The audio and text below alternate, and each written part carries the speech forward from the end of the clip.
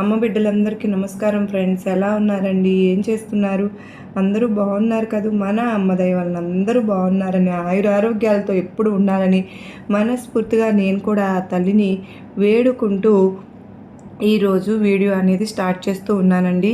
ఈరోజు అమ్మవారి సందేశం ఏంటి అంటే కనుక, తల్లి నువ్వు నీకు తెలియనటువంటి ఒక ఆశ్చర్యానికి గురి చేసేటటువంటి రోజుగా ఇవాళ రోజు మిగిలిపోతుంది. అర్థం కాలేదు కదూ? ఇవాళ రోజున నీ కళ సాకారం కాబోతుందమ్మా. ఎన్నో రోజుల నీ ప్రయత్నం చక్కగా విజయవంతం అవ్వబోతుంది. దుర్గమ్మ, నేను వింటున్నది నిజమేనా అని సందేహించమాకు. తప్పకుండా ఇవాళ రోజున నువ్వు చేస్తున్నటువంటి పనిలో మార్పు రావచ్చు, లేదా నీ కోసం వెతుక్కుంటూ వచ్చినటువంటి ఒక అవకాశమైనా సరే నిన్ను చాలా ఆశ్చర్యపరిచేలాగా ఉంటుంది. ఇది ఈరోజు ఈ సందేశంలో కొన్ని మాటల ద్వారా నీకు వినిపించబోతున్నాను కనుక శ్రద్ధగా ఆలకిస్తే నీకు అర్థమవుతుంది అని అంటున్నారు. అమ్మవారి సందేశంలో ఉన్నటువంటి పరమార్థం ఏమిటో తప్పకుండా తెలుసుకుందామండి. అమ్మవారి సందేశాన్ని తెలుసుకునే ముందు ఎవరు ఏ సమస్యలతో ఇబ్బంది పడుతూ ఉన్నా, సంతానం లేదని ఎంతోమంది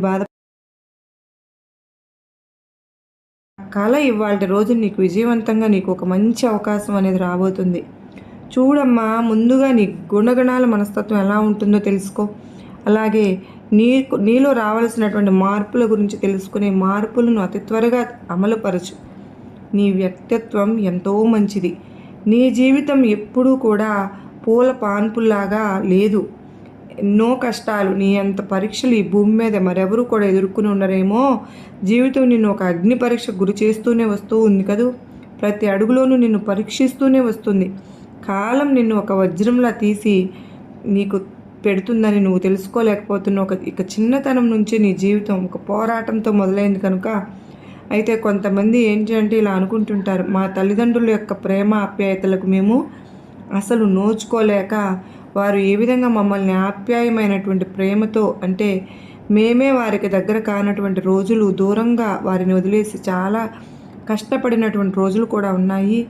అటువంటి రోజులన్నీ కూడా మేము పూర్తిగా, అంటే మాకు అన్నీ కూడా కష్టాలు రావడం వలన చిన్నతనం నుంచి బరువు బాధ్యతలు అనేవి వారి ప్రేమకు, కుటుంబంలో ఉన్నటువంటి ప్రేమకు ఎంతగానో దూరం అయ్యాము అని గుర్తొస్తూ ఉంటే మాకు ఒక్కసారి ఎంతో బాధగా ఉంటుంది. అలాగే మాకు ఏదైనా ఇష్టమైనటువంటి తిండి తినాలన్నా, నచ్చిన బట్టలు కట్టుకోవాలన్నా, ప్రతి ఆనందానికి కూడా ఏదో ఒక ఆటంకం, ఏదో ఒక వెలితి మమ్మల్ని వెంటాడుతూ వచ్చింది దుర్గమ్మ. ఒక్కొక్కసారి ఆ జ్ఞాపకాలు తలుచుకుంటుంటే ఇప్పటికీ బాధగానే ఉంటుంది.